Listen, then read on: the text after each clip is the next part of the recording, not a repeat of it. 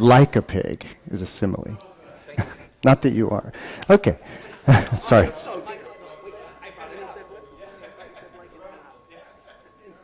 Like and as, yes. Not. Although that would be a simile. All right, everybody. I'm going to go ahead and get started here, more or less. Welcome, everybody. Welcome, new folks. Welcome, old folks. This is our Dharma Doors session. I'm MC Owens. Every Sunday, we're here talking about a different Buddhist sutra, or in this case, a sutta from the Pali tradition. This month, February, is Simile, Parable, and Metaphor Month. So we are exploring similes, parables, and metaphors of the Buddha. Can somebody will you set the heat off? That's good. I think that's about to get real noisy. Thanks, Noe. Oh, by the way, I have an announcement before I get started on all this Dharma business, something more important. There's a lot of wires in the back there heading towards the bathroom on the ground, so please mind your step. Let's practice mindfulness as we head to the restroom. So, where was I? Oh yeah, so February is Parable, Simile, and Metaphor Month. As many people know, the Buddha, like many a wise teacher, taught and spoke often in similes, parables, and metaphors. So rather than sort of having very direct discourse about a subject, we're evoking a story or, again, a comparison, a simile. And this way of teaching in Buddhism is very interesting because, again, like many wise teachers that speak in parables or metaphors, it allows for the conveyance of a lot of information at one time. All right, so there's a lot going on with parables and metaphors and similes. One, they're kind of fun, they're kind of story-like, and so it's an easy way to learn, or an easier way to learn sometimes than a chart or a graph or something. But again, one of the deeper things about similes, parables, and metaphors is this ability to say many things at one time. All right, so that's sort of one of the layers that we're interested in tonight, is thinking about how to say multiple things at once. And what I mean by that is that I have sort of an ambitious Dharma talk plan for tonight in terms of I myself am going to be trying to employ some metaphors, similes, and parables while talking about the Buddha's uses of metaphors, parables, and similes. And in order to do that, I've chosen a sutra tonight called the Alagadupama Sutta, otherwise called the Pama, or the simile snake, or in particular the water serpent, a water snake. And this particular sutta comes to us from the Majjhima Nikaya. This is the collection of the middle-length discourses of the Buddha. And within the Majjhima Nikaya collection of sutras or suttas, there is a vaga, a section of this, which is the vaga of similes. So it's a bunch of sutras in which the Buddha employed similes, and I'm actually going to be jumping around through a few of them to share with you this. Yeah, we're going to get into the simile of the snake, because you dharmically, you kind of can't just jump to the raft, which is why I brought you all here tonight, which is to talk about the simile of the raft, a kind of very famous Buddhist simile, if not the most famous, sort of. But that simile of the raft appears within this sutra. And again, so we kind of have to talk about the snake a little bit. And this is where we're going to start getting into this layered meaning that I was talking about. All right? So tonight's Dharma talk is about Dharma. What a great subject for a Dharma talk. Let's talk about Dharma, right? So the simile of the raft, the simile of the snake, and a bonus simile tonight, simile of the torch. These are all going to be sort of similes that are attempting to articulate what the Buddha or what the Buddhists mean by Dharma, or since this is coming from the Pali, it's Dhamma, this kind of Same word, same idea, a hard R, dharma, or if you've never really if you've never done a deep dive into this word dharma, we're going to start there tonight. Because to really appreciate the subtle difference of the Buddha's teachings, we kind of need to know the larger culture of this word that is sort of pre-exists Buddhism. And of course, like, this is the San Francisco Dharma Collective. We're in the business of Dharma, right? So it would be helpful or nice to know what this word means, especially within a Buddhist context.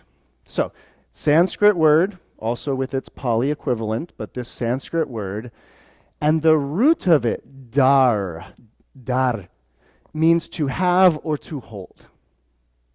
So that's like our sort of a theme of the evening, to have and to hold, okay?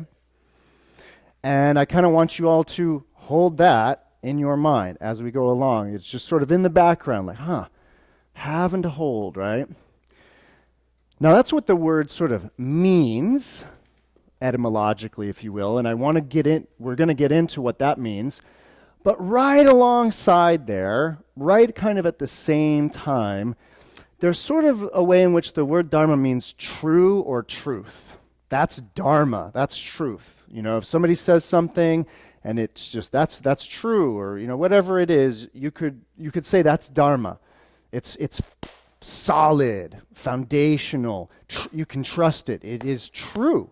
It is true. So the first thing I kind of ask you tonight is to just loosely in your mind try to see a connection between those two ideas. How can the verbal act of having and holding relate to the idea of truth, or this sort of true versus falsehood, but also sort of foundational, right? That this idea that you have something that you can then go off of, a truth or a foundation, a dharma that then you can then use to go forward in some way. So how those two relate, again, will be sort of a theme in the background here of like, how is that the same idea? Kind of, sort of, maybe, right?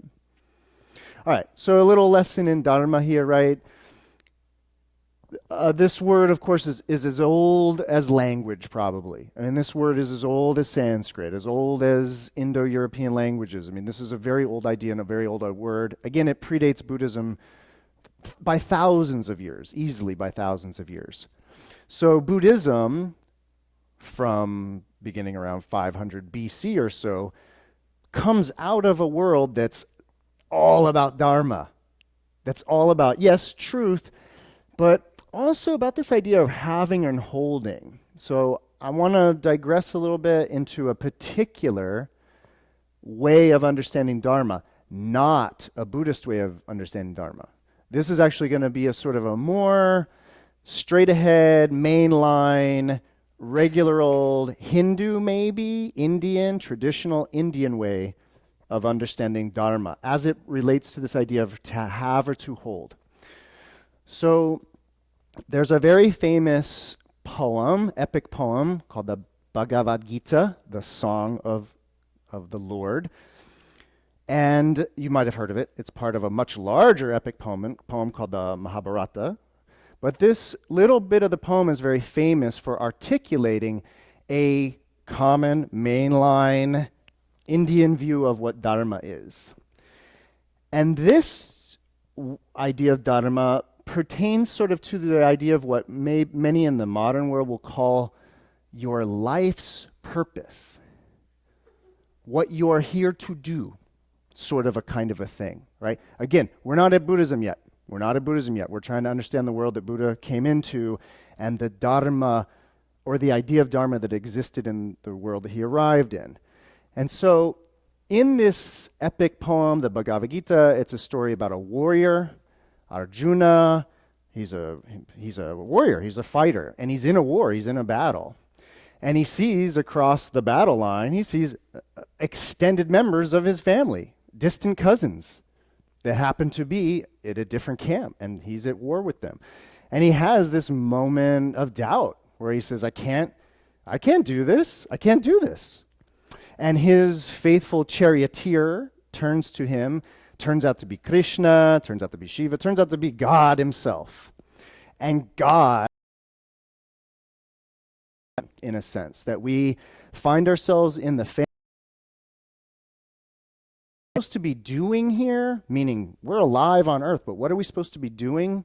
According to this little Bhagavad Gita, you're supposed to be finding your dharma, finding your life's purpose, and then living in accordance with it. And so basically, ultimately, Krishna says, you're a warrior, Arjuna. Your father was a warrior. You were born into the family of a warrior. Your dharma is to war.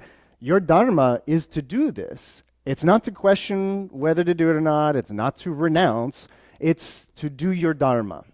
And so the idea of dharma in that sense pertains to an interesting idea also in Indian, just general Indian philosophy, which is the idea of Rita. Sometimes Rita with an I, but it's like Rita. And this word Rita means it's an understanding in Indian thinking that there is a natural cosmic law. If you find or understand your dharma, and then you do your dharma, you mean you do your occupation properly or you do your life properly, you live in accordance with Rita, and everything goes as it kind of should in a way.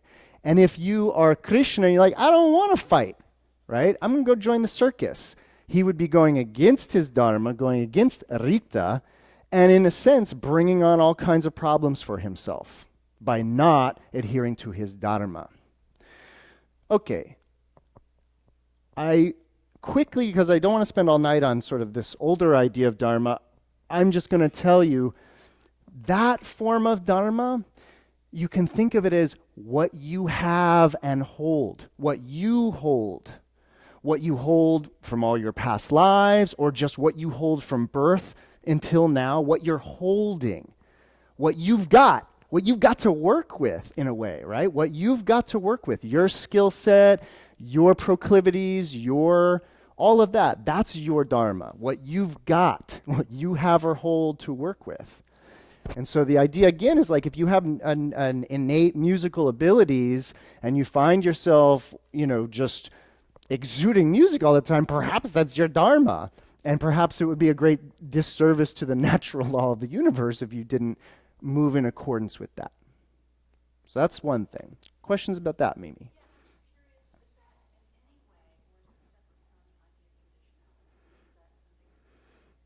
Well, don't get like too Buddhist and Dharmic on me right now, right? Because we're sort of talking about something a little different. So hold off on that. Yep.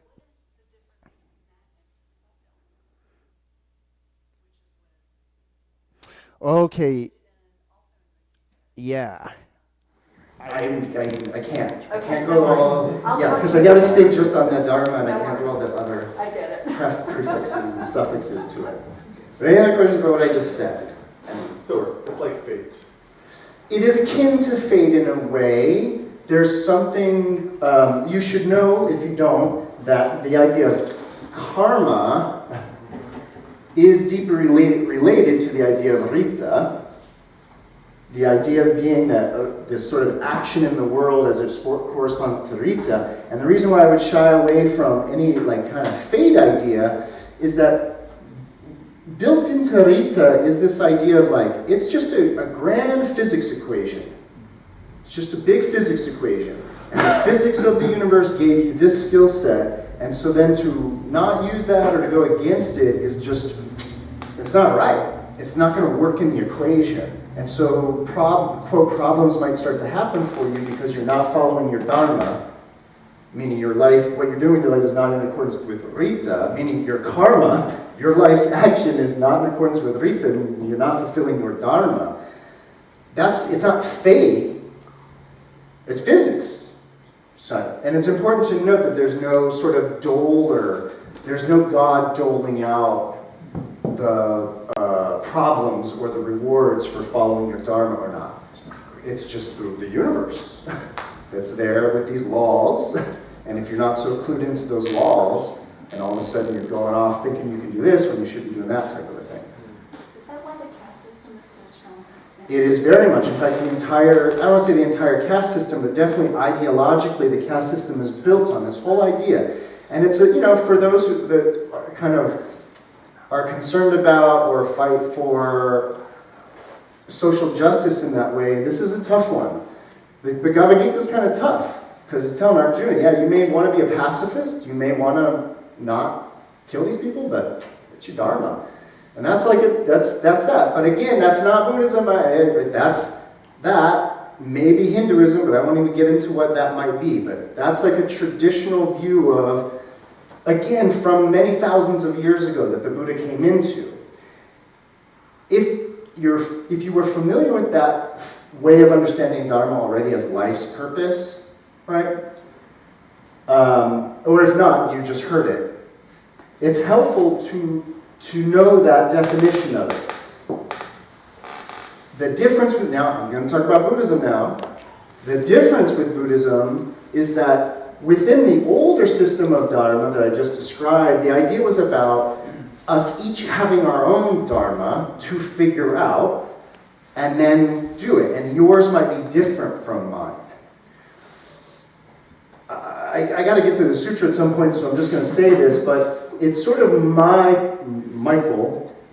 understanding that you can think of the Buddhist Dharma as a starting point, as a realization, the Buddha's realization, that we all have the same Dharma. So that's sort of a starting point, if you will. And what that Dharma is potentially renunciation, is potentially to awaken, to become liberated. That's all of our Dharma. That's what will be in line with Rita, and that's what we have all come here to figure out.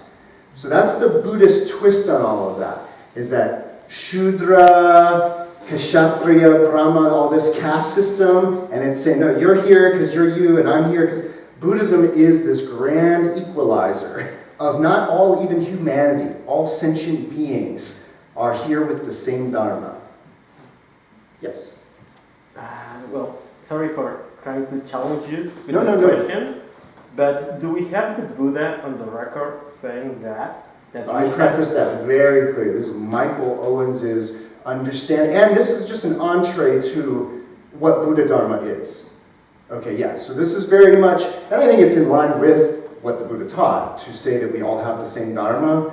But yes, this is a Michael Owens twist to sort of say, oh, you know your Bhagavad Gita? Well, the Buddha is saying we all have the same Dharma. And the Buddha is saying we all have the same Dharma. I may have just been the only one to put it in context of that Bhagavad Gita kind of comparison. Yes, sir? Just a clarification. There are a lot of texts that, of course, do Dharma, like the Dharma Shastras, Dharma Shastras, and so on in the entire Mahabharata. There's a lot of dispute about exactly what Dharma is in that. So there is another layer between Rita Dharma, and in Bhagavad Gita is actually more Swadharma, which talks about my, I think you asked that, my caste or my caste duty for Dharma's sake, and so forth. The Dharma itself, as the big debate that happens in the Mahabharata, might override it. It might be much more universal. It may come close to, the kind of negotiable Rita position. So I think it might be important to include Swadharma as the individual, my life's purpose, whereas Dharma might be the universe's purpose. Rita is kind of out after Rig Veda. It's more in relation to Dharma becomes the substitute. So Dharma has a kind of a universal, even social justice in some of the schools like Mimamsa and so on, which I thought I might throw the deep. Absolutely. And I'm trying to avoid getting too deep into a class on the Bhagavad Gita and Hinduism, so I'm going to...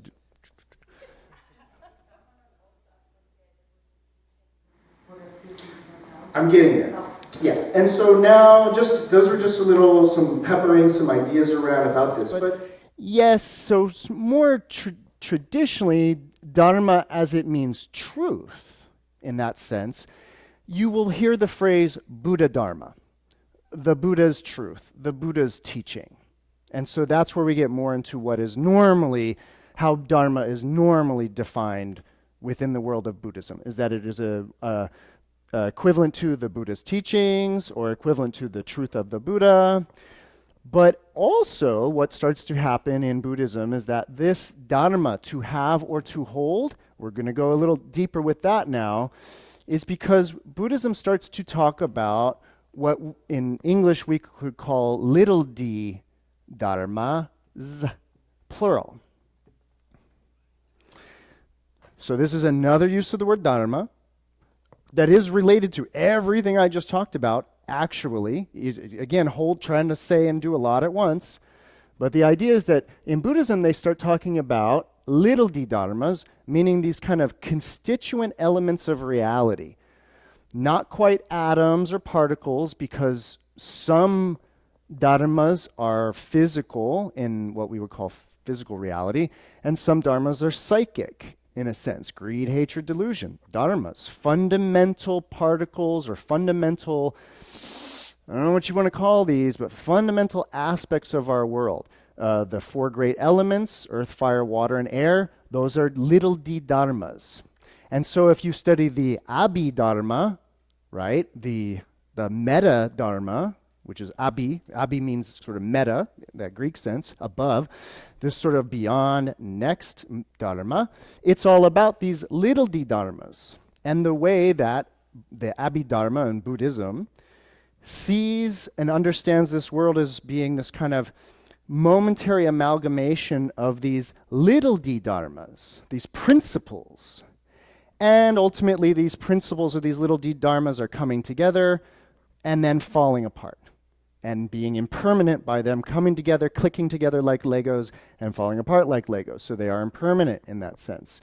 What I want you to know, and this will pertain to a little bit later, think of that trying to boil down reality atomistically down to its constituent elements, right?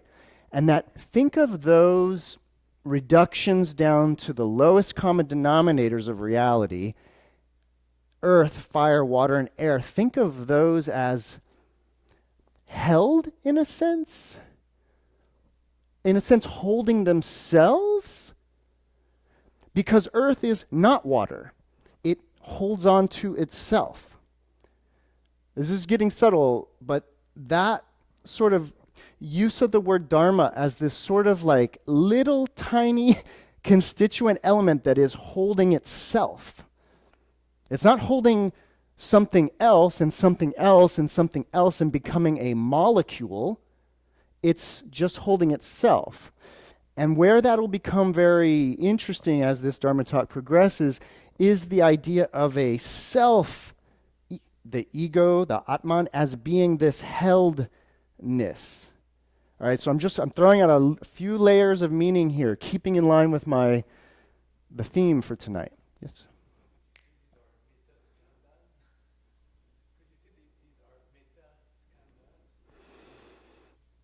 No, skandhas are dharmas. Skandhas are, in a sense, made of dharmas, if you want to start getting like that. The only reason I say this is because, the element, if you want to use that language, or the skandha of rupa or form, is a dharma, but is also understood to be made up of the four great elements, which are also dharmas. So this gets tricky, but again, don't get too taxonomic, where this stuff has to be like in an encyclopedia. It's more poetic than that. So it's less physics, more poetry. Yeah?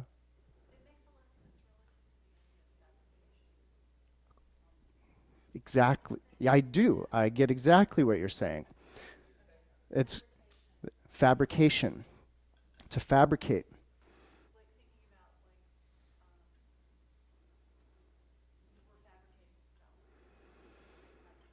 Yeah, exactly. Exactly. And so again, just hold on to that, because we haven't even touched on the thing. So the idea is that these similes that I'm going to get into are all talking about this idea of dharma, yes, as truth created, and what's going to be happening in these similes is that the Buddha, in a sense, is going to be articulating. It gets tricky, but for now. This is articulating what the Buddhist Dharma is, or what the Buddhist understanding of Dharma is. Okay. Again, I would love to just jump to the raft but it really helps to hear about the snake first and the whole context in which this happens. So, the Alagadupama Sutta, the simile of the snake, thus have I heard. On one occasion, the Blessed One was living in Shravasti in Jeddah's Grove, you guessed it, Anatha Pandika's park. Now, on that occasion, a pernicious view had arisen in a bhikkhu named Aritha. Aritha. I didn't mean to make it sound like that. Aritha.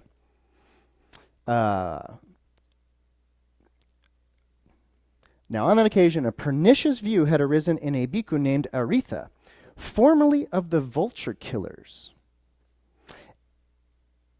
And I went looking for, he keeps being called Aritha, formerly of the vulture killers, and the vulture killers seem to be of one of these philosophical gangs I talk about, these groups of like rival ascetics and the vulture killers, but there also seems to be a possibility that this guy Aritha was part of a group of what we would call Jains, but they're not, at this time wouldn't be Jains yet, and that what it was, they're not vulture killers, they're actually those that get killed by vultures, and what they mean by that is that they have what are called sky burials, meaning that you let the vultures come and eat the dead.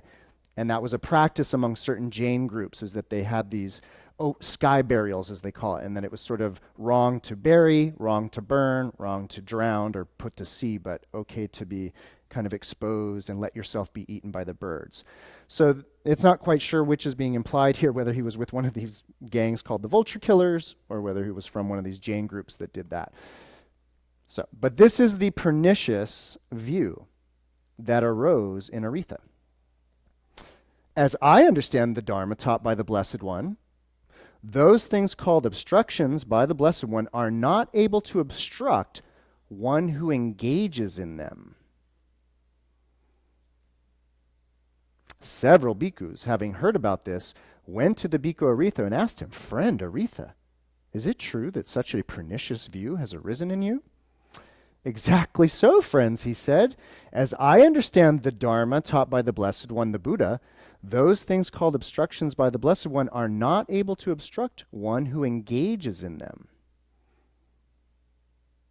And let me just clarify actually what this pernicious view is, because it never actually really clarifies it. But what this sort of, it kind of sounds actually like what this guy, this monk Aritha, is sort of espousing is a kind of tantric Vajrayana view in a way, right? That and it's not actually sure what the obstructions are. Most readings of this sutra believe that this guy Aritha is basically saying that sexual conduct, having sex, is okay when you're doing it, in a sense. Like, again, it's kind of a tantric thing where it's like to think about it, to have the view of it and all of these things, to be attached to it, clinging about it, all of that. Yeah, that's wrong. But to do it, though, Aritha's like, yeah, no, that's okay. Don't anybody worry, though. Don't worry.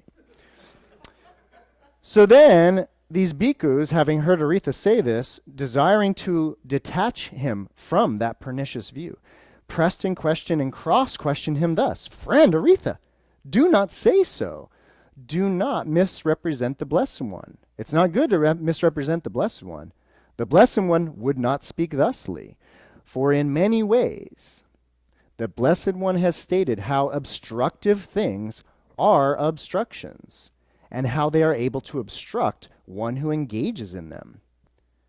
The Blessed One has stated that kama, K-M-M-A, sensual pleasure, which may mean sexual activity, coitus, actual sex. Hold on to that, though. The Blessed One has stated that sensual pleasures provide little gratification, much suffering and despair, and that the danger in them is still more. With the simile of the skeleton, the simile of the piece of meat, the simile of the grass torch, the simile of the pit of coals, the simile of the dream, the simile of the borrowed goods, the simile of the fruits on a tree, the similes of a butcher's knife and the block, the simile of a sword stake, the simile of the snake's head. With all of these similes, the Blessed One has stated that sensual pleasures, provides little gratification, much suffering and despair, and that the danger in them is still more. That, of course, was referring to a bunch of other sutras in which the Buddha gives similar pleasure. The Bhikkhu Aritha obstinately adhered to that pernicious view and continued to insist upon it. And since the bhikkhus were unable to view one, and after paying homage to him, they sat down at one side and told him all that had occurred, adding, "Venerable sir, since we could not detach the Bhikkhu Aritha, formerly of the vulture killers, from this pernicious view, we have reported this matter to the Blessed One." Then the Blessed One, the Buddha, addressed a certain bhikkhu thusly: "Come, bhikkhu, tell the Bhikkhu Aritha, formerly of the vulture killers, in my..." "Yes, venerable sir," that bhikkhu replied, and he went to the Bhikkhu Aritha and told him, "The teacher calls you, friend Aritha." "Yes, friend," he replied, and he went to the Blessed One, and after paying homage to him, sat down at one side. The Blessed One then asked him, "Aritha, is it true that the following pernicious view has arisen in you? By the Blessed One are not able to obstruct one who engages in them?" "Exactly so, venerable sir. As I understand the Dharma taught by the Blessed One, those things called obstructions by the Blessed One are not able to obstruct one who engages in them." Misguided man, to whom have you ever known me to teach the Dharma in that way? Misguided man, have I not stated in many ways how obstructive things are obstructions, and how they are able to obstruct one who engages in them? I have stated that sensual pleasures provide little gratification, much suffering, despair, and that the danger in them is still much more. With the simile of the skeleton, the simile of the piece of meat, the simile of the grass torch, the simile of the pinnacles, the simile of the dream, the simile of the borrowed goods, the simile of the fruits on a tree, butcher's knife in the block, sword stake, and the simile of the snake's head. I've stated that sensual pleasures provide little gratification, much suffering, despair, and that the danger in them is still more. But you, misguided man, by your wrong grasp, have represented us, injured yourself, and stored up much demerit. For this will lead to your harm and suffering for a long time. So let me pause there so you know where the Buddha is coming from. I'm going to go back and I want to read you the simile of the grass torch. I'm not going to read the whole sutra, just the simile, because I want us to understand where the Buddha is coming from. Again, like many sutras, this sutra thinks you've read all these other sutras. It thinks you already know these other similes, so that when the Buddha says the next thing, you're going to be like, "Ah." But you won't be all like, "Ah," if you don't know about the grass torch. So, in this one, Potaliya, who's a householder, and this householder is getting told all these similes. A little tricky, but I'm going to do it. He says to Potaliya, "Householder, suppose a man took a blazing grass torch and went against the wind. What do you think, householder? If that man does not quickly let go of that blazing grass torch, wouldn't that blazing grass torch burn his hand or his arm or some other part of his body so that he might incur death or deadly suffering because of it?" "Yes, venerable sir," the householder replied. "So too, householder, a noble disciple considers thus. Sensual pleasures have been compared to a blazing torch in the wind by the Blessed One. Sensual pleasures provide much suffering and much despair, while the danger in them is great, and develops an equanimity where clinging to material things of this world utterly ceases without remainder." Okay. All of these similes in this sutra that are referred to in the other one, the skeleton, the pinnacles, all of them, and I chose the one of the blazing torch because they're all referring to the same thing, which is this idea of holding on to something that's causing you harm, but you won't let go. So the danger of holding on to the thing and not letting go of it. So all of the rest of them are the same thing. Yes, sir. The Buddha.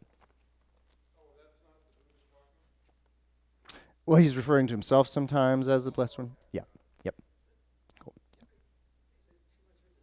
Not a... Indeed, I wanted to talk about the lines of equanimity. These are curious lines. "Having seen thusly, as it actually is with proper wisdom, He avoids the equanimity that is diversified, based on diversity, and develops the equanimity that is unified, based on unity. And I'm not going to go too into this because I want to get to these other similes, but the basic idea, as some commentary have, other commentators have, I'm getting this from other commentators, I'm not making this one up, they seem to indicate that it is, so this idea of upeksha, equanimity, right? Kind of like contentment in a way, equanimity. It seems to be referring to this idea of a kind of an apathy where the equanimity is towards each thing individually. And so one is like, I don't care about that bowl, I don't care about the clock, I don't care about you. I'm equanimous towards each thing individually versus this fourth jhanic upeksha that is unified. So it's a oneness, but because of the realization of a unity. The commentator on that line, not me, the person who commented on that, seems to indicate that it's a warning against this apathetic equanimity that is kind of, borders on depression level where it's like, I don't want anything. Am I enlightened yet? It's that we're not talking about that, right? We're talking about an actual upeksha equanimity, right? So, yeah.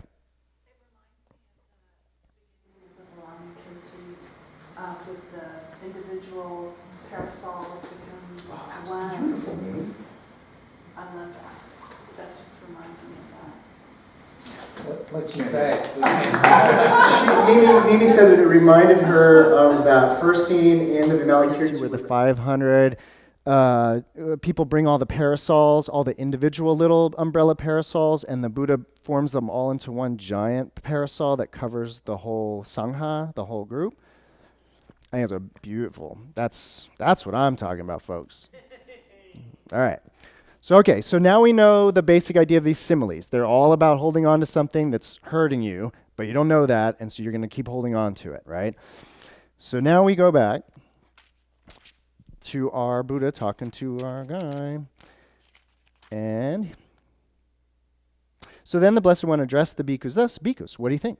Has the bhikkhu Aritha, formerly the vulture killers, kindled even a spark of wisdom in this dharma and in this discipline of mine?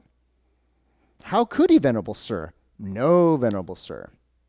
When this was said, the bhikkhu Aritha, formerly of the vulture killers, sat silent, dismayed, with shoulders drooping and head down, glum and without response. Then, knowing this, the Blessed One, the Buddha, told him, misguided man, you will be recognized by your own pernicious view. I shall question the other bhikkhus on this matter. Then the Blessed One addressed the bhikkhus thusly, bhikkhus, do you understand the dharma taught by me as this bhikkhu Aritha, formerly of the vulture killers, does when by his wrong grasp he represents us, injures himself, and stores up much demerit? No, venerable sir. For in many ways, the Blessed One, the Buddha, has stated how obstructive things are obstructions and how they are able to obstruct one who engages in them. The Blessed One has stated that sensual pleasures, kama, provide little gratification, much suffering and despair, and that the danger in them is still more. With the simile of the skeleton, the simile of the snake's head, with all of the similes, the Blessed One has stated that there's an ellipsis here, has stated that sensual pleasures provide little gratification, much suffering and despair, and that the danger in them is still more. Good bhikkhus, it is good that you understand the dharma taught by me thusly. For in many ways I've stated how obstructive things are obstructions, and so on. Bhikkhus, that one can engage in sensual pleasures without sensual desires, without perception of sensual desire, without thoughts of sensual desire, that's impossible. So, case closed on that one for the Buddha. And now to illustrate the simile of the snake. So here, bhikkhus, some misguided men learn the Dharma. Discourses, stanzas, expositions, verses, exclamations, sayings, birth stories, marvels, and answers to questions. But having learned the Dharma, they do not examine the meaning of those teachings with wisdom. not examining the meaning of those teachings with wisdom, they do not gain a reflective acceptance of them. Instead, they learn the Dharma only for the sake of criticizing others and for the sake of winning debates, and they do not experience the good for the sake of which they learned the Dharma. Those teachings, being wrongly grasped by them, conduce to their harm and suffering for a very long time. And why is that? Because of the wrong grasp of those teachings. Suppose a man needs a snake. Seeking a snake, wandering in search of a snake, he sees a large snake and grasps its coils or its tail. If he were to do so, it would turn back on him and bite his hand or his arm or one of his limbs, and because of that, he would come to death or deadly suffering. And why is that? Because of his wrong grasp of the snake. So too, here some misguided men learn the Dharma. And because of the wrong grasp of those teachings, they come to death or deadly suffering. Here, bhikkhus, some clansmen learn the Dharma. They learn the discourses, stanzas, expositions, verses, explanations, sayings, birth stories, marvels, and answers to questions. And having learned the Dharma, they examine the meaning of those teachings with wisdom. Examining the meaning of those teachings with wisdom, they gain a reflective acceptance of them. They do not learn the Dharma for the sake of criticizing others or for winning debates, and they experience the good for the sake of which they learned the Dharma. Those teachings, being rightly grasped by them, conduce to their welfare and happiness for a very long time. And why is that? Because of the right grasp of those teachings. Suppose a man needs a snake. Seeking a snake, wandering in search of a snake, seeing a large snake, and catches it rightly with a cleft stick, and having done so, grasps it rightly by the neck. Then, although the snake might wrap its coils around his hand, or his arm or his limbs, still he would not come to death or deadly suffering because of that. And why is that? Because of his right grasp of the snake. So too, here some clansmen learn the Dharma. And why is that? Because of their right grasp of those teachings. Therefore, bhikkhus, when you understand the meaning of my statements, remember them accordingly. And when you do not understand the meaning of my statements, then ask either me about it or those bhikkhus who are wise. Okay, that's the prelim to get to our raft, but any questions about the snake? Yes, sir. So, people who practice yab-yum and vajrayana are greedy, ignorant, or angry. No. They're deluded. No. No. How is that what you just read not suggesting that there's a whole sect of Buddhism that are practicing, holding the snake in crisis? So this is where I get either potentially into trouble, but a question like this is really problematic, right? Because we're reading what would ostensibly be called a Theravada sutta, representing the Theravada tradition, which more or less is the renunciatory path. 100% abstinence, poverty, that. And yeah, from their point of view, no yab-yum. Yeah. So there's that. But I'm not a Theravadan. I do not teach renunciation like that. And this is the SFDC, and we're not teaching that. So I'm always trying to, answer questions correctly in that regard, but I'm also trying to be a Dharma teacher here in the sense of what can we as non-renunciants get out of this? But let's back it up. I mentioned the word being referred to here is kama, which of course has a deep relationship to karma. Karma is all the action, body, speech, and mind. Kama sometimes is just a particular type of action. That's sometimes people's understanding of what kama is. And you will remember from past Dharma talks or whenever you've heard this before, that there is this sort of realm or dimension that we tend to live in, which is the kama dhatu, the realm of sensual delights or the realm of sensual pleasure. I think it's helpful to keep that in mind, the kama dhatu, rupa dhatu, arupa dhatu, formless realm, realm of form, formless realm, and then this desire realm. Yes, when the Buddhists talk about the kama dhatu, they're talking about the land of birth and death. Yeah, they're talking about the land of getting it on and the land of perpetuating that process. So there is a way in which kama does mean reproduction. But what's great about the Buddha's Dharma, what's great about these teachings and what's great about the sutras, they keep talking about sensual pleasure. They keep talking about kama, which can be sexual pleasure, but we can also still be, quote, householders, or whatever stage we are all in, and be thinking about our relationship to sensual pleasures. That's the Dharma too, not just our genitals, but all of it, and how we are relating to this world. So we'll keep going, right? But yeah, your question's right on in that regard. Yeah, no? The punchline before you got into the snake was that if you engage in things that are sensually pleasant, you can't do that without all those other things. Because his premise was, well, I don't think about it, I don't want it, but sometimes I just do it, but I'm just doing it in isolation. And the Buddha said you can't do it in isolation. If you do it, you're going to... Yes, that's impossible. All those other things will arise, right? Yes. So that was the punchline. Because you just like read it and then went on. I do that. Yeah. Okay. Please stop Thank when you. I do that. Thank you. In the reading, the Buddha used the word Dharma. Yes. And I wondered if there's any sort of like insight that you might have. Is it anything specific as to all the different options we've had today? Yeah, he's sort of referring to the truth one. Truth. Okay. But I will also, just on that note, it's a great question, Dean. So the idea is that You may have heard of these four noble truths, right? These four noble truths of the Buddha, right? These are Dharma. This is Dharma because they're true. They're the four noble truths, right?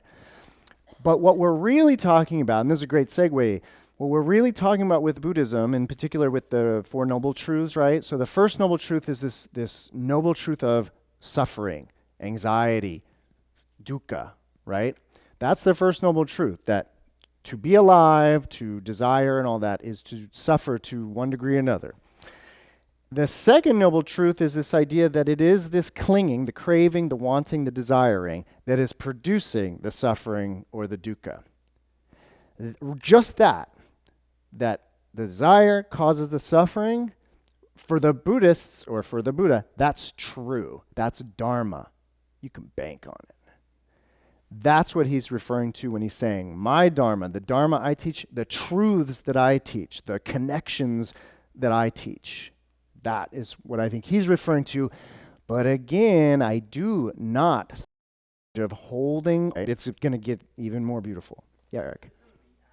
Holding onto the snake ignorance, that's clinging. So this is great. So the very next simile, and there's a bunch of similes here that I'm not going to get into. I've done two. I did the snake and the torch. We're going to do one more. And the important one about this, because it's right to your question, the important one about this is to use the famous Zen at the moon for the moon. So when you hear about the Buddha saying, you got to grab the snake right, do not do the thing. Wait, the Buddha's telling us to hold on? The Buddha's telling us to cling and grasp? The Buddha is not telling us to. He's telling us to understand the Dharma properly. And in that simile, he's telling us to understand the Dharma properly and certainly not to go around spreading false Dharma. But now we'll get it.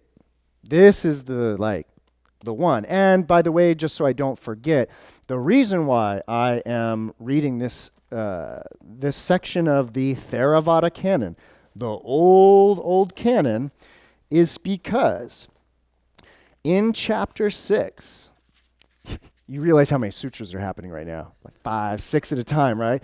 So this is the famous Vajra Sutra, otherwise known as the Diamond Sutra, which is a Mahayana, later Buddhist text. But chapter 6, this is divided into 32 little chapters. Chapter 6, which is an interesting chapter that I was hoping to touch on, but no.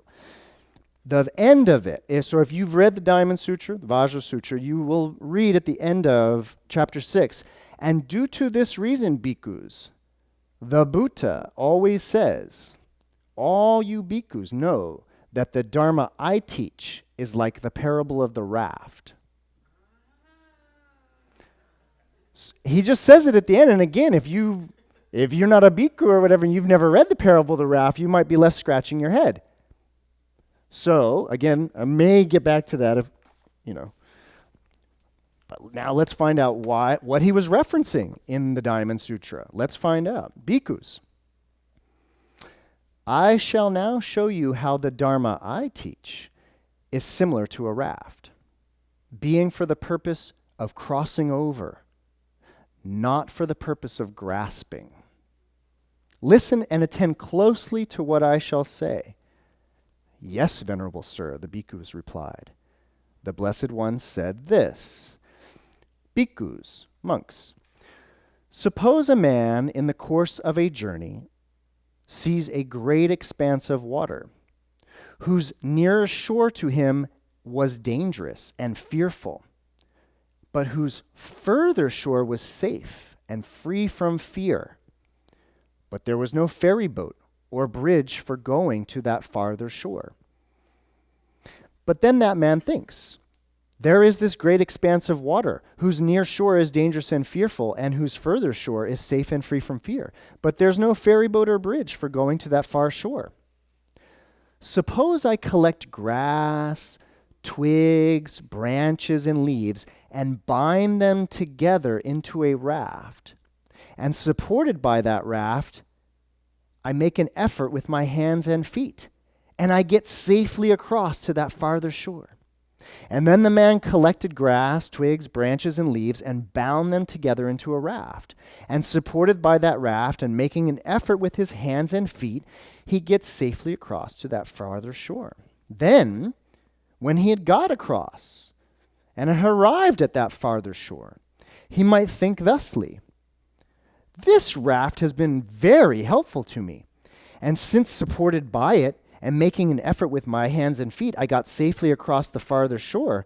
Suppose I were to hoist it onto my head or load it onto my back and then go wherever I want. Now, bhikkhus, what do you think? By doing so, would that man be doing what should be done with that raft? No, Venerable Sir, the bhikkhus replied. By doing what? Would that man be doing what should be done with that raft?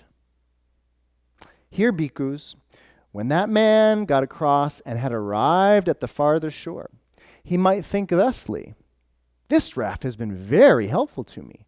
Since supported by it and making an effort with my hands and feet, I got safely across to the farther shore. Suppose I were to haul it onto dry land, or set it adrift in the water, and then go wherever I want.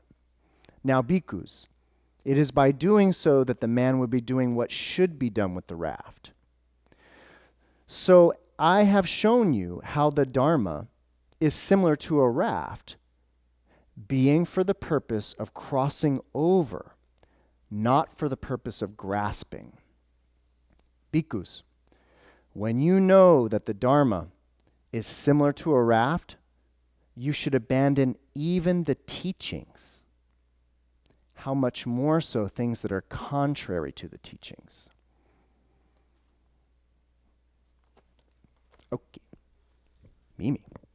That was the definition of stream entry. That you let go. I have only, the last few months, I have become privy to, I have learned that there are these, I don't know how to put it. I didn't know people took stream entry so seriously that way. Put it that I way. had no idea. Like, where people are like, I'm a stream enter. Like, I made it. And I'm always like, huh. And I know that that's a tradition in Buddhism to mark those stages. And I'm always kind of curious of the stream, folks that speak of stream entry, if they speak of non-returners as well. I don't see how you couldn't, if you're in the world of like, I'm a stream entry, because this is part of the process. So I'm always curious about that. So I don't know. I know somebody might say that, and it's, always wondered where it and hey, we're crossing the river, I guess. I have a lot more to say about what's going on in this, but I haven't heard that, but I've also heard that there are these markers of like, what are the things that you get, or what are the things that you figure out or learn that make you a stream enterer? And again, I've just learned that people are into that. The So. four feather model has very specific things Yeah. for that, which I think is, I'm not sure. I'm not sure exactly where it comes from, but anyway, it's just. Yep. Noe? Could you repeat the questions that people ask? Oh, I'm sorry, Noe. Because we can't hear back here. Yeah. Oh, I'm Your voice is so sorry, Noe, soft, I'm can't hear anything you said. What did you get into? What were you doing? I was curious if, I've always wondered where the term stream enterer comes Oh. from, or stream entry, Okay. and I think I read somewhere where it was from that simile. But I'm I not could sure, see- it was I so could long see, ago, you know. where it was this, this like letting go. And I mean, to that, and it'll actually help a little bit with some of those similes. The stream entry that I have heard is this idea, of course, that the samsara is likened to the sea of Transmigration, right? And the idea is that when we die, we pop into the sea of transmigration and get plopped back into a body on earth. I have heard that stream entry is meaning that it's this getting into the stream early, meaning getting into the stream of transmigration before you die, and what's called going against that stream of transmigration. And that sort of like decision to go against the stream of being reborn and reborn and reborn, I've heard that that's stream entry. Sort of, kind of, but definitely you should know, and I don't want to get too into this, but what we're talking about, if you haven't heard it, is that traditionally, especially in the Theravada, the early Buddhist school, the renunciatory school, they had a 4-step scheme of stream enterer is like you're like that. Yeah, I'm in. I want to get enlightened or whatever. Again, what we're talking about is there's many requirements for what that means. But the idea is that first step of Buddhism is you become a stream enterer. That could mean a lot of things. Then you graduate to the level of the once returner, meaning that you only have one more trip through the sea of transmigration, getting plopped off on earth one more time. Then you will be released. Or you keep going and then you become what's called a non-returner, meaning that you pop out into the sea of transmigration, but you don't come back to earth, but you will probably hang out in some heavenly realms because you have a little work to do left. And then the 4th stage is called the stage of the Arhat, which is the nirvanic stage of release and all of that. That's for Arhats. Early Buddhism has nothing to do with the Bodhisattva path. Bodhisattva path traditionally has nothing to do with stream entry and all of that. In many ways, the Bodhisattva path is a rebellion against such Ponzi hierarchy schemes. So is this basically saying that all the Dharma is Upaya? No. I mean, this idea of upaya is this Buddhist word for skillful means or expedient means. And certainly this month that I'm dealing with all the similes, parables, and metaphors, what we're talking about is upaya. The idea being that to speak in parables is expedient.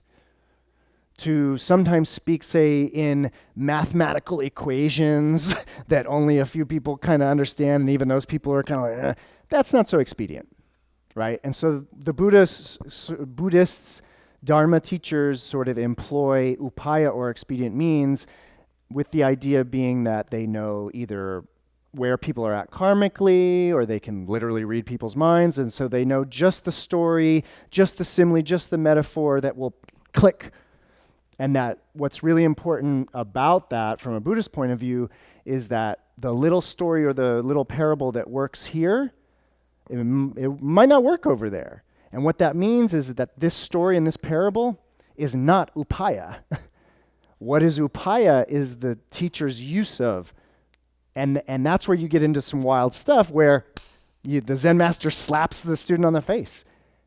Or they shout. They give the loud shout as their answer. And then the students like, they awaken. And that was Upaya. And there's a famous story about the Zen master who then goes to his student and says, I'm about to pass away, and once I'm gone, what will you say my Dharma is? And the student goes, ha! And the Zen master says, I think basically my lineage is over.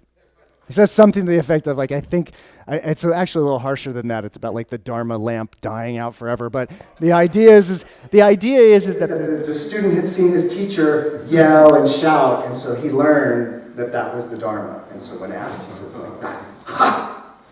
Did I get it right? No, you didn't get it right. I'm going to do, we got a little time. I want to do a dissecting or an interpretation of the parable. Yeah? Because it's really kind of, really profound. I'm kind of actually glad of all these questions, always glad of all the questions.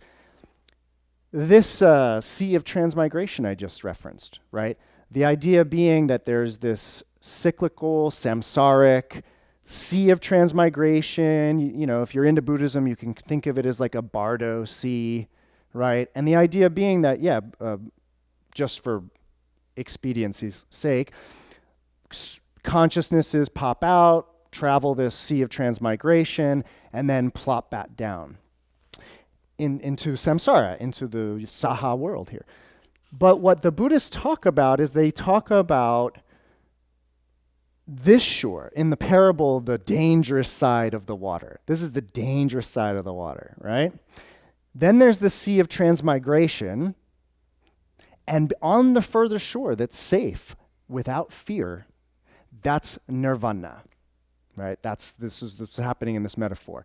And so the person would like to cross over from samsara to nirvana, from suffering to liberation. So they want to cross over prematurely again the sea of transmigration.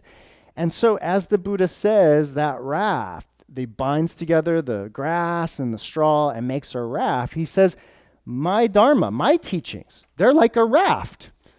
They'll get you over to nirvana, right? But it's only the fool that gets to nirvana and then walks around with the boat on his head. The Dharma is to get you to the other side. Once you're there, you're good. The idea being, and then this profound line, which again, I praise this aspect of Buddhism so often, this profound line about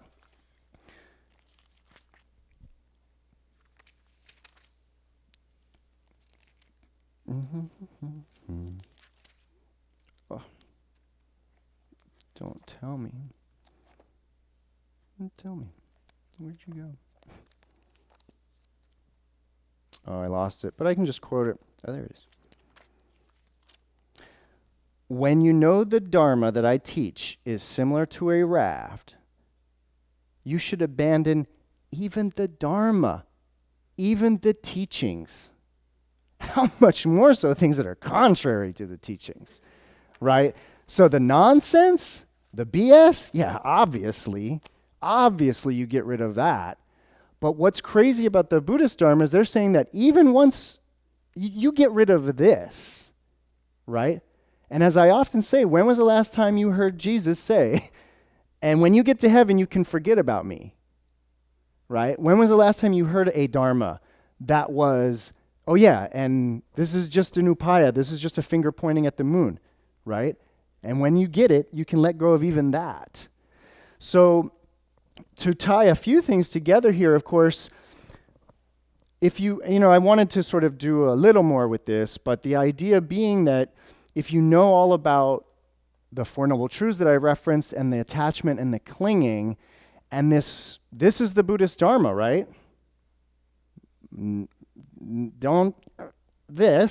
Most of us are like this towards something. Don't know what it is. It might be yourself. It might be your job. It might be this. It might be that. But there's an emotional attachment and clinging to something, probably more than one thing, but to a few things, and it's that clinging, that attachment. And I've often done this in meditation classes where I've asked students to hold a fist for a minute, 2 minutes, as long as you can. Hold it tight. And then do that and see how much better you feel. right? The looseness, right? Just to have the hand like, not like this, but like that. Feels better, right? It's less suffering. The idea of the Buddhist Dharma is that we're all like this to a variety of degrees, to a variety of things and ways and all of that, all in our own unique little way, right?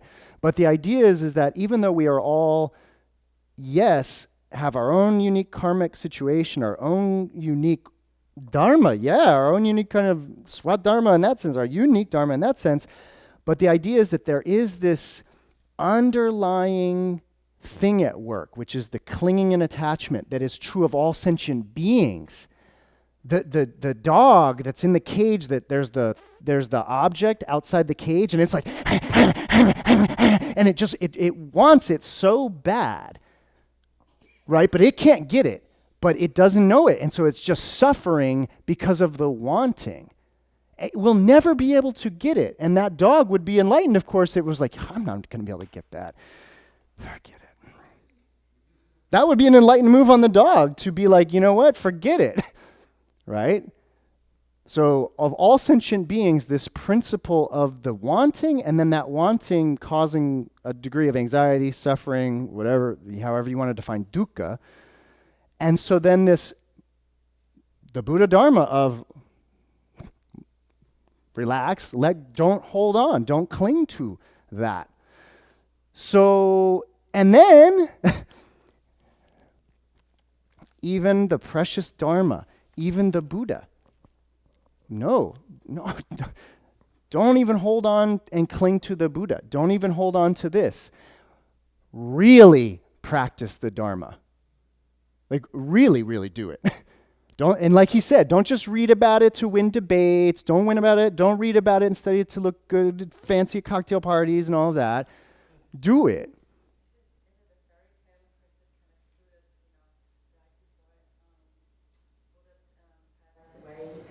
His last words were like, okay, I gave everything, like I gave all my teachings, now I can let go, so to speak.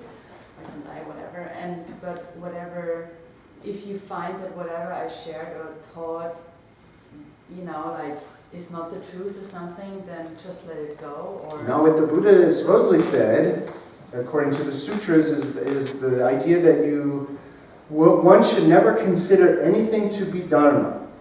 One should never consider anything to be true just because they heard it, they read it, or even if I, the Buddha, said it's true.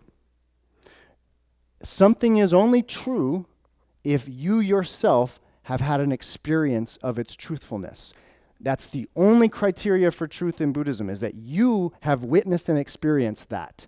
You never take it on rumor, hearsay, or authority in that way. And that also is something that gets me very excited about Buddha Dharma, or the Buddhist teachings, is that idea, is that we are the end judge, or in that sense, or determiner of truth. No higher authority than right here, right? And that, of course, plays out in the Buddhist religion in that sense, where you have no centralized authority, right? Even though the Dalai Lama is the head of the Geluk sect, that's just one type of Tibetan Buddhism. He's not the head of all of Buddhism. There is no head of all of Buddhism, and there's no centralized authority saying, no, this is what Dharma is, this is not Dharma. You're the one to determine what is and isn't Dharma. And then the Buddha has suggested that you then even let go of that Dharma, right? Brendan.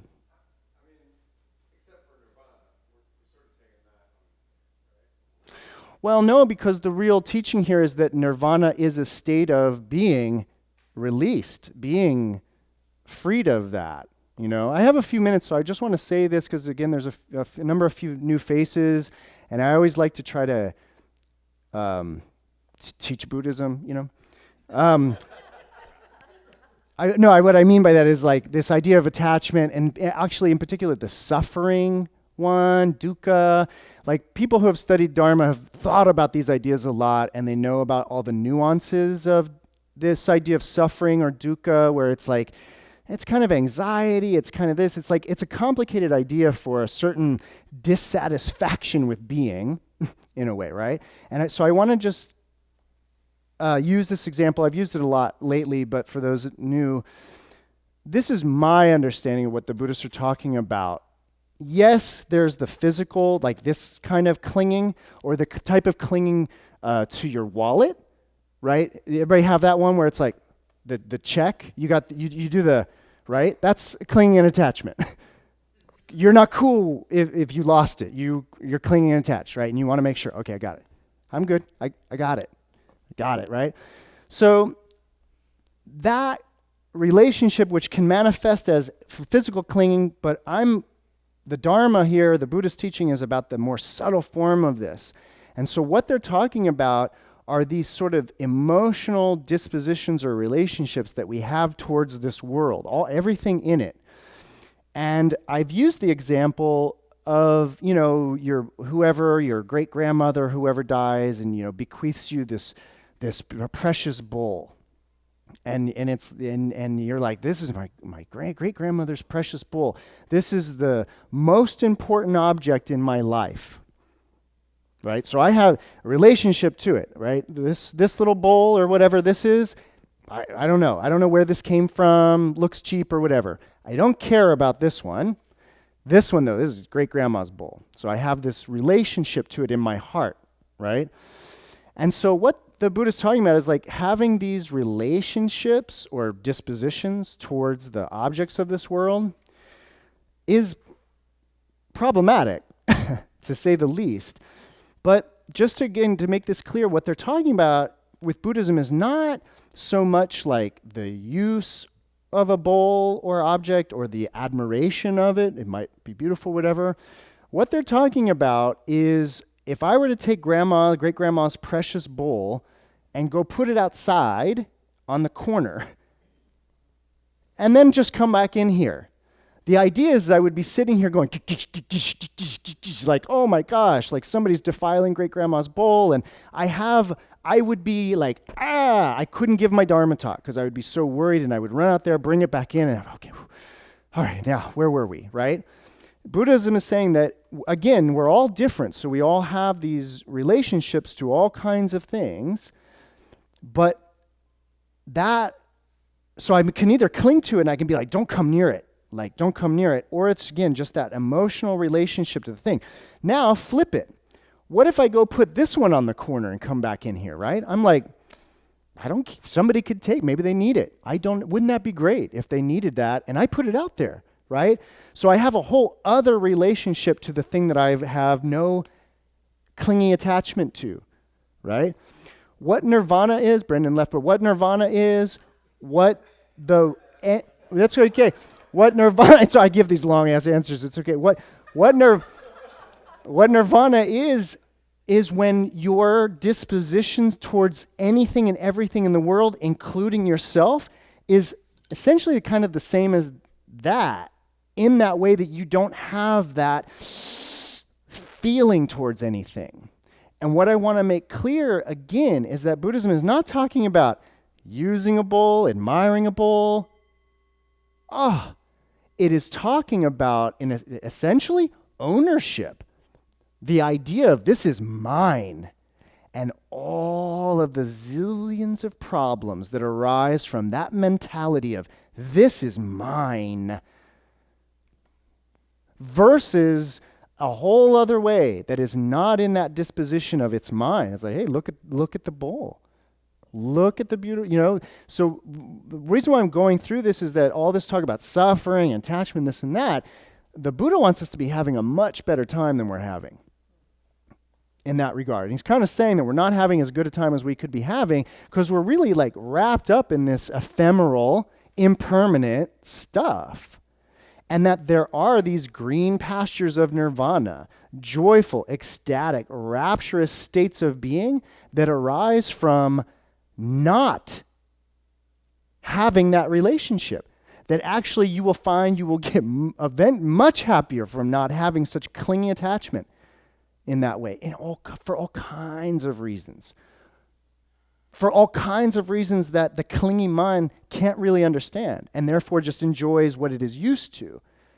And it's also, just to sort of make this a little practical, of course, that is part of the practical efficacy of meditation, is that you become used to being at least content and pleased with just being, where your satisfaction, happiness, and joy is not being derived from objects and things of this world. It is more of a well from within that you carry around with you. But again, it's sort of quelled in a sense because of that attachment and desire. And so again, I think the Buddha wants us to be having a much better time and is worried that he is worried that we're, you know. That what you just said is, I think, like, why Buddhism, at least for me, as a lay person, it's so easy to enter into. Because it's all about my relationships to things. It's not about the renunciant path. It's not about, another path. Under the umbrella of Buddhism, that very concept is what allows me to enter into the practice. And it's what has made it a beautiful tradition for the world, where you always have the renunciatory path, because of course the idea of Buddhism is that we will all eventually get there. I prefaced with that's the Buddhist idea of Dharma, that we all have the same Dharma, to eventually figure this out, right? And so from full renunciation to householder, there is wisdom to be had here. And yeah, there's a sense in which it's easy, but of course it's hard. It's hard working against our habituated mind and all of that. But yeah. But it's not black and white. Oh, no. The renunciate path is being somewhat black and white. You don't do this, you don't do that. But, Mm-hmm. and then a lot of people might say, well, how could I possibly enter into that?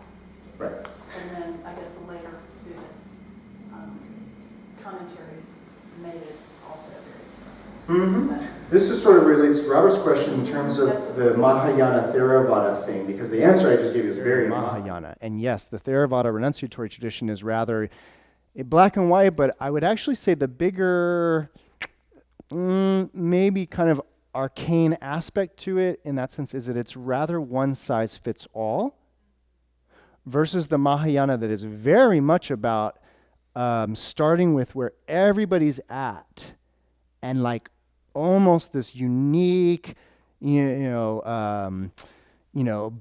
bespoke Dharma, right? For each individual, a unique teaching, rather than this like, all right, you signed up, here you go, shave your head, here's your robe, here's your bowl, go meditate.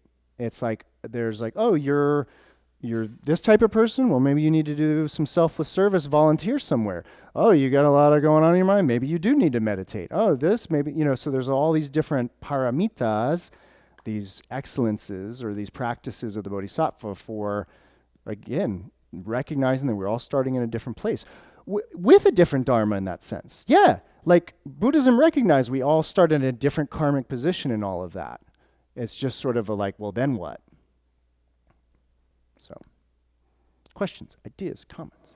One idea to exactly what you said right now, like where you at, is in the details of that Raft thing, simile, because I never heard the details. There's some secrets in the details. I always heard the big thing, but the idea where you at, it says that once you realize safety is non-fear, right? And then you gather, there's no canoe. You gather stuff, and that's where you at. Like that's those natural elements, like those twigs, wood and stuff.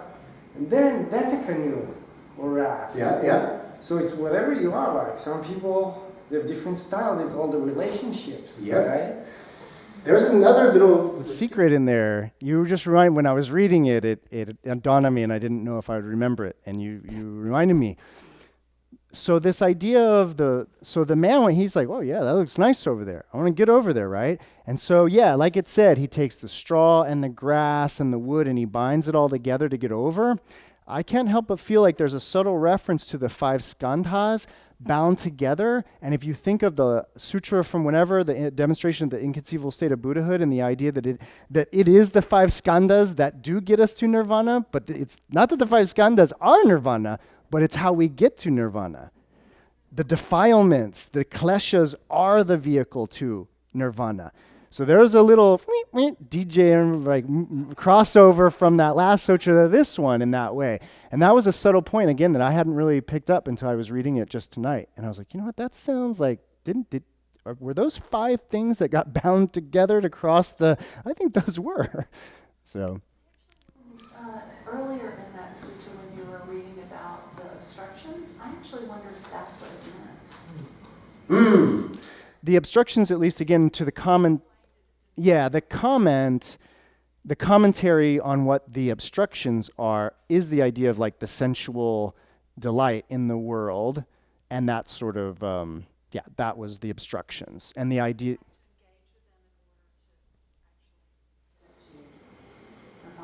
Now it's starting to devolve because we're doing the Theravada Mahayana mashup that doesn't go well. This is where it starts going well. Or I'm like, well, no, those were the Theravadans. Wait, no, that's the Vajrayana. Yeah, so, all right. Oh, yeah. It's beautiful to see like that there's so much flexibility around Dharma.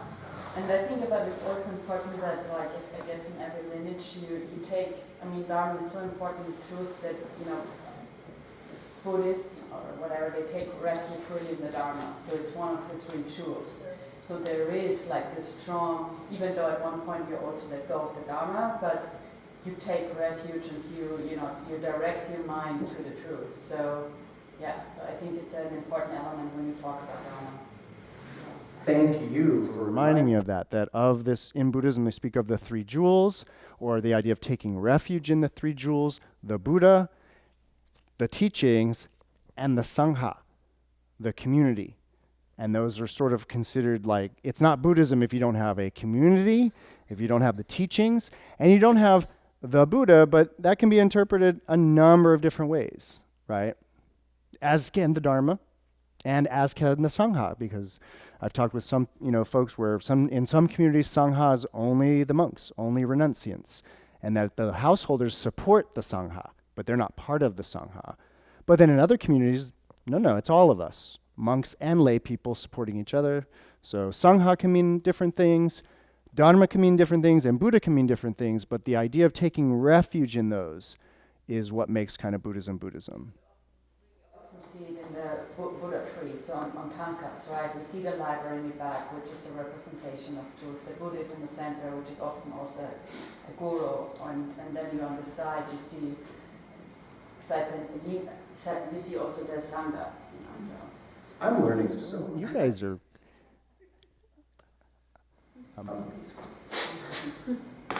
Your explanation I walked out on, it made me think of the unconditioned and the conditioned. Like the attachment is, I'll be happy if X, Y, and Z is either out of my face or a lot of it in my face. And whereas actually unconditioned is, it doesn't matter, none of that matters to my sort of well-being. I'm not qualifying my experience with it needs to be a certain way or not a certain way. Yep. Yes. Sorry, sometimes it takes me a while to fully hear what people are saying. Jaswal? No? All right. Then on that note, I'm going to call it a night. Thank you. Oh, thank you. Thank you. Thank you all for coming out. Say it. My pleasure. This amazing night teaching. Wow. Just saying hi to everyone with San Francisco Dharma Collective. Most of you have been here many times. Some of you are new, and we are clinging to this space. While we figure out, while we get all enough teachings to let it go, we need the space, and the space runs on us. So all of you, with your generosity of either donations and or time, make this place run. So every single person here, every single person who runs the space is a volunteer, and every single person who brings you up the desk or cleans the bathrooms or whatever is a volunteer. So if you would like to talk to someone about volunteering, there are a number of us here you could talk to. Some of us are tired. And if you can help support us by donating so that we can come back next week and hear more about The parable of the elephant. another parable. And also, just one other thing, we have a lot of interesting classes coming up, and some of them are going to be sort of last minute, so keep your ear to the ground in the next few days and weeks, because we have some things brewing that aren't yet announced. And you can be on our mailing list if you're not already on it, and that's all. So thank you for coming.